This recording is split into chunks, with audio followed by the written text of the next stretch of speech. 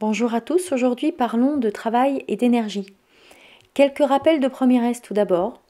L'énergie cinétique d'un solide en translation a été définie l'an passé comme étant le demi-produit de la masse par le carré de la vitesse, l'énergie cinétique s'exprimant en joules, la masse en kilogrammes et la vitesse en mètres par seconde. L'énergie potentielle de pesanteur d'un solide placé dans le champ de pesanteur terrestre a elle été définie comme étant le produit de la masse du solide en kilogrammes par l'intensité du champ de pesanteur en mètres par seconde carré et par son altitude en mètres. L'énergie potentielle de pesanteur s'exprimant toujours en joules. Un rappel de mathématiques qui nous sera nécessaire également, la définition du produit scalaire de deux vecteurs u et v. Le produit scalaire se note par un point entre les deux vecteurs u et v, et on lit l'égalité suivante, u scalaire v est égal à la norme du vecteur u fois la norme du vecteur v fois le cosinus de l'angle entre les deux vecteurs u et v. Dans une première partie, nous étudierons la notion de travail d'une force. Dans un premier paragraphe, définissons le travail d'une force constante. Pour cela, prenons le cas simple d'un chariot tiré par un fil sur une pente entre les points A et B, et on tire le chariot grâce au fil en exerçant une force notée vecteur F.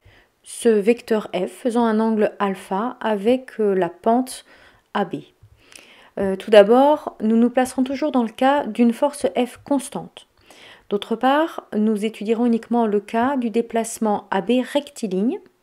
Et alors, le travail de cette force F sur le déplacement AB, noté WAB de vecteur F, est égal au produit scalaire du vecteur force par le vecteur déplacement AB, ce qui va être égal à la norme du vecteur force fois la norme du vecteur déplacement fois le cosinus de l'angle qui existe entre le vecteur force et le vecteur déplacement. Cet angle étant noté alpha, on arrive à travail de la force égale à valeur de la force multiplié par longueur AB multiplié par le cosinus de alpha. Le travail de la force s'exprime en joules, la force en newton, la longueur en mètres, et le cosinus de alpha est sans unité, que alpha soit exprimé en radians ou en degrés.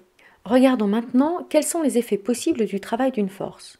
Tout d'abord, retenez absolument que le travail d'une force correspond toujours à un transfert d'énergie. Ce transfert d'énergie peut permettre une mise en mouvement, une modification de l'altitude, une déformation du système ou encore une élévation de sa température.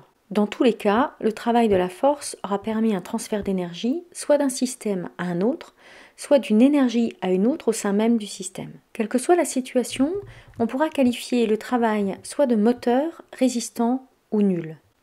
Alors, rappelons la définition du travail d'une force, F fois AB fois cos alpha. Et alors, vous voyez que le signe du travail de la force sera égal au signe du cosinus alpha. Alpha étant l'angle entre le vecteur force et le vecteur déplacement. On aura alors trois possibilités. Si l'angle alpha est compris entre 0 et 90 degrés, alors son cosinus sera compris entre 0 et 1, et alors le travail de la force sera positif. On dira que le travail est moteur. Deuxième possibilité, si l'angle est compris entre 90 et 180 degrés, alors son cosinus sera compris entre 0 et moins 1, et alors le travail de la force sera négatif, on dira qu'il est résistant. Dernière possibilité, si l'angle vaut 90 degrés, son cosinus est nul, et alors le travail de la force est également nul, on dit aussi que la force ne travaille pas. Cette année, nous étudierons particulièrement le cas un petit peu plus simple des travaux des forces conservatives. Par définition, une force est dite conservative lorsque son travail est indépendant du chemin suivi. C'est le cas du poids, lorsque le système est dans un champ de pesanteur uniforme. C'est également le cas de la force électrique lorsque la particule est dans un champ électrique uniforme. En revanche, attention, ça n'est pas le cas des forces de frottement. Regardons alors ce que devient l'expression du travail d'une force si cette force est le poids. Sur ce schéma, le vecteur poids est représenté vertical vers le bas. Le vecteur déplacement entre A et B forme un angle alpha avec ce vecteur poids. Peu importe le chemin suivi entre A et B, seuls les points de départ A et B nous intéressent puisque le poids est une force conservative. Par définition, le travail du poids entre A et B est égal à vecteur P scalaire vecteur AB, ce qui est égal à P fois AB fois cos alpha. Le poids étant égal à M fois G, on le remplace. Et puis d'autre part, regardez sur le schéma, le cosinus de alpha dans le triangle rectangle va être égal au côté adjacent sur l'hypoténuse, ce qui va nous donner ZA moins ZB sur AB. En remplaçant cos alpha, il y a une simplification par la longueur AB qui se fait. Et alors le travail du poids va être égal à mg fois ZA moins ZB. Vous remarquerez qu'alors le travail du poids est moteur lorsque ZA est supérieur à ZB, c'est-à-dire lorsque l'objet descend entre A et B, et le travail du poids est résistant lorsque ZA est inférieur à ZB, c'est-à-dire lorsque l'objet monte entre A et B. Dernier paragraphe de cette première partie, le travail de la force électrostatique. Pour avoir un champ électrique uniforme, plaçons-nous entre les deux plaques d'un condensateur plan. À gauche, une plaque positive, à droite, une charge négative. Le vecteur champ électrique est donc dirigé de la gauche vers la droite, dans le sens des potentiels décroissants. Et puis, par simplification, nous allons prendre aujourd'hui une charge positive, ce qui fait qu'elle sera soumise à une force électrique Fe, également dirigée de la gauche vers la droite.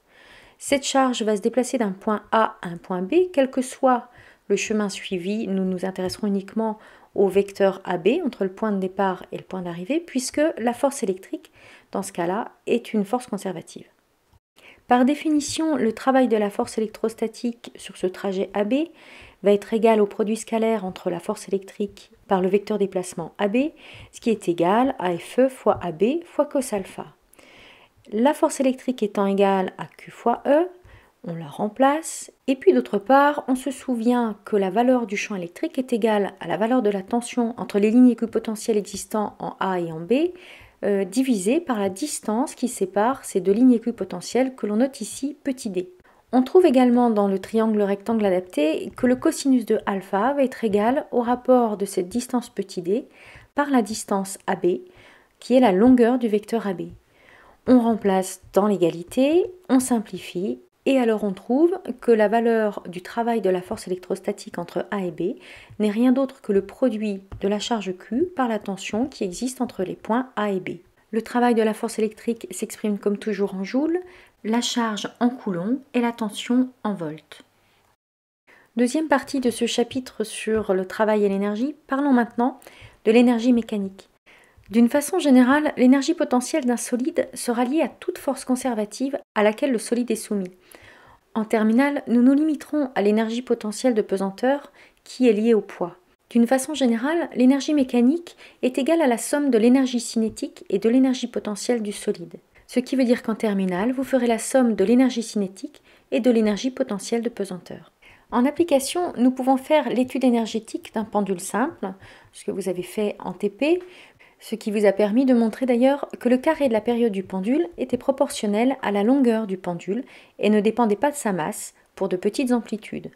L'expression de cette période est égale à 2π racine de L sur G. Cette expression vous sera sans doute redonnée. Lorsque l'on fait l'étude énergétique de ce pendule, on détermine son énergie cinétique et son énergie potentielle de pesanteur en différents instants.